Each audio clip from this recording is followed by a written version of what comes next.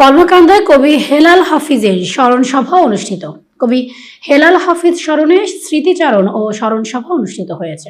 শুক্রবার 31 জানুয়ারি দিনব্যাপী কলমাকান্দা উপজেলার লেঙ্গুড়া নিরিবিলি সীমান্ত রেস্টুরেন্ট প্রাঙ্গণে স্থানীয় সামাজিক ও সাংস্কৃতিক সংগঠন কলমির ফুলের উদ্যোগে এই স্মরণ সভা অনুষ্ঠিত হয়। শিক্ষক জাহাঙ্গীর আলম রিপনের সভাপতিত্বে শিক্ষক এ.কে.এম. শাহজাহান কবির ও কবি দুনিয়া মামুনের সঞ্চালনায় বক্তব্য দেন লেঙ্গুড়া ইউনিয়ন চেয়ারম্যান সাইদুর রহমান ভূঁইয়া।